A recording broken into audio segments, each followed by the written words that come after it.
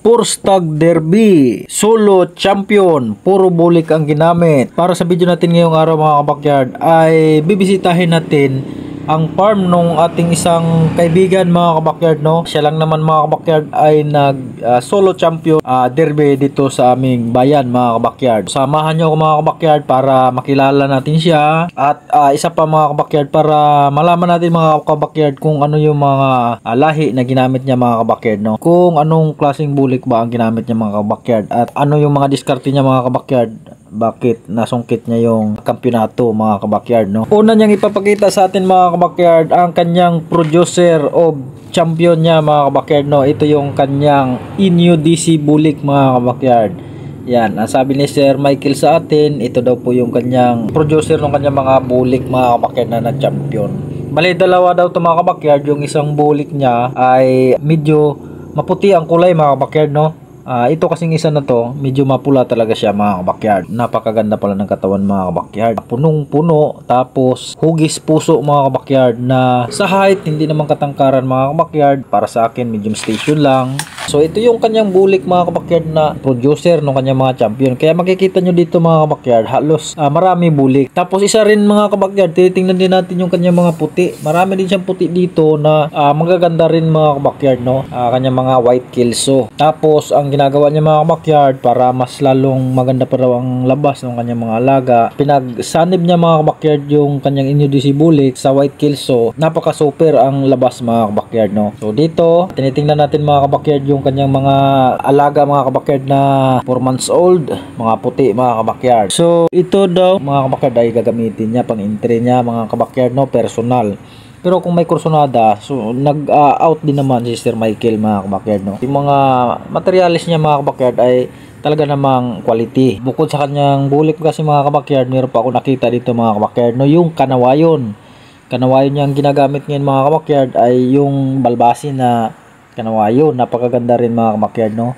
Siyempre binitaw din namin yung kanyang mga manok, napakaganda rin mga kabakyard, kaya sulit din talaga mga kabakyard, no. Kaya kung kayo mga kabakyard, kursunada nyo yung bulik ni Sir Michael Abila, pwede nyo bisitahin mga kabakyard dito sa kanyang farm mga kabakyard, no. Matatagpuan lang ito mga kabakyard sa Barangay Masiga, Gasan mga kabakyard. Malapit-lapit lang mga kabakyard sa Kawit, no. Kikita nyo na mga kabakyard yung kanyang mga nagagandahang bulik at saka nagagandahang mga puti, kanyang mga personal na crosses niya mga kabakyard, no. Yung bulik na cross niya sa puti, ang gaganda mga kabakyard ng labas. Personal ko namang naibitaw yung kanyang mga alaga mga kabakyard at talaga namang napakainam. Kaming dalawa ni Sir Michael ang nagbitaw. So makikita nyo naman mga kabakyard, sa tindig pa lang ayos na. Swerte na lang ang kulang mga kabakyard, no. Nagkakatalo lang naman kasi talaga yan mga kabakyard pagdating sa pointing mga kabakyard. Para lang sa akin, no, kasi lahat ng manok ay pares-pares lang yan. May kanya-kanya lang diskarte yan mga kabakyard yung manok, no. Bilang breeder, hinahanap natin yung mayroon talagang ugali ng manok na talagang gusto niyang tapusin agad yung kanilang paghaharap. Kaya mas maganda yung ganong manok mga kabakyard, no. Kahit medyo madalang bumigay, pero sureball naman mga kabakyard. Yun ang gusto natin mga kabakyard. So sana mga kabakyard, no, nag-enjoy kayo sa panonood sa video namin. So maiksi lang video mga kabakyard yung ginawa ko kasi nga madaming error mga kabakyard ang nangyayari sa aking video. Maraming against the light. Dahil ang videographer ko dito mga kabakyard ay yung aking anak na panganay na babae lang. Siyempre mga kabakyard, nabuboring siya kasi nga puro manok nakikita niya dito. So ituturo ko lang kayo saglit mga kabakyard sa farm ni Sir Michael. Siyempre simula dito sa mga bulik hanggang doon sa mga puti, hanggang titingnan din natin yung kanyang mga alagang mga sisiw mga kabakyard, no. Paano sila inalagaan ni Sir Michael.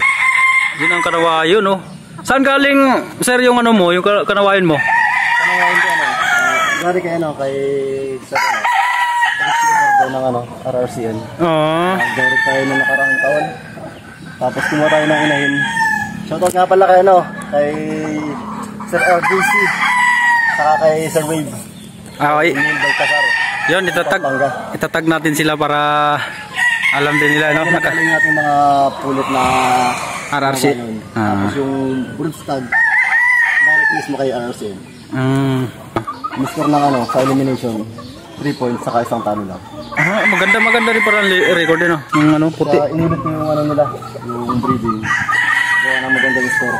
Kahit yung mga hinakfight namin, mga nagpanalo rin. Ayos. Kaya tuloy yung breeding nila. Ganda oh. Tanyo naman. Pag maganda talaga ang tindig, maganda ang sukat.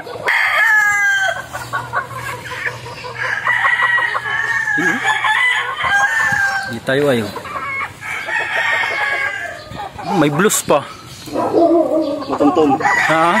Matuntun. Mga lahay nung galing sa Bandan. Sa Ilayang Buwak. Layang buwak. Toy Willets. Ganda rin oh. Ang ganda ng ano ito, manipis ang balahibo lang oh. Yung lahi naman yan, galing sa barkada kong Seamans, taga-Bahi. Galing Laguna. Yellow Legged Dutch. Yellow Legged Kaya Dutch. ko na ko yung inahin. Ano yun, ganda oh. Lalaki ng katawan. Ang lalaki nila. 4 months pa lang, malalaki na. 5. Sa national. National.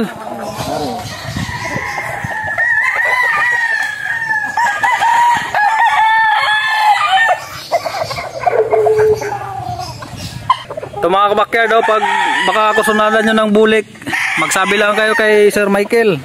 Yan.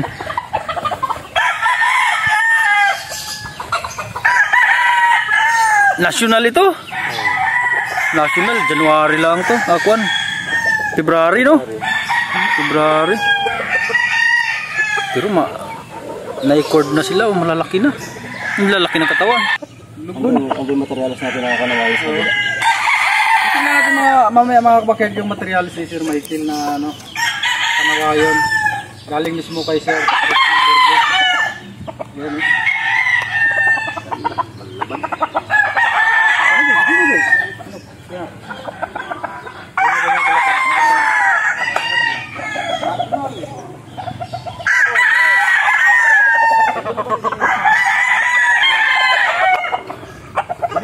Galing ka dito gayo. Doon pala tayo galing. Di ba mo dito maganda dito?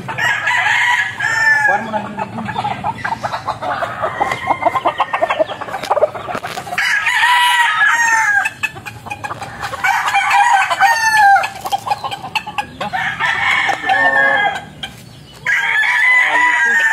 Sa quality lang mga kabakyard. Quality talaga ito. Quality talaga. Itsura. Ganda pa ng katawan. Ganda pa ng katawan.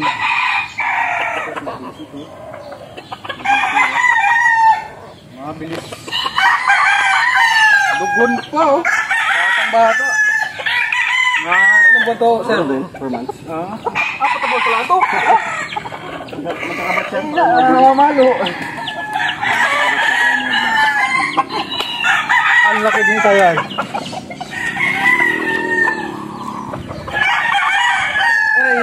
National. Banded na nga, bigla.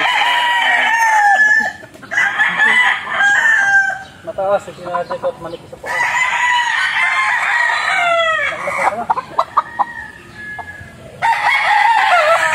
Laki ng katawan, mga kabakyard.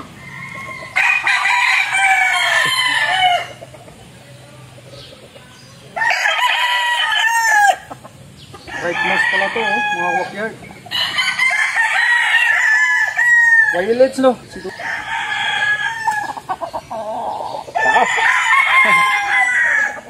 Quality.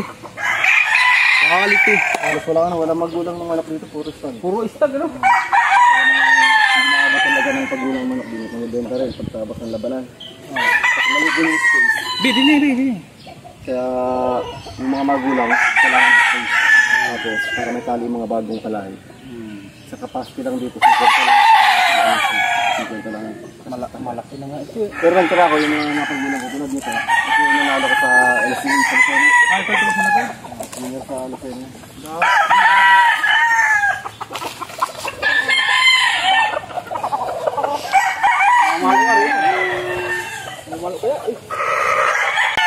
Sipag lang talaga tiyaga mga bakad. Bukod na tayo sa mga kaibigan natin mga bakad. Kaibigan natin yung may mga magagandang materialis mga bakad. Ito mo naman mga bakad. Nagkaroon tayo ng isang toilet. Malapit na ito magagamit. Magkano bili mo na sir? Kay sir Yung inyo dito talaga, ang broadstag na pang materialis. Tapos ang big hen, ating tuloy.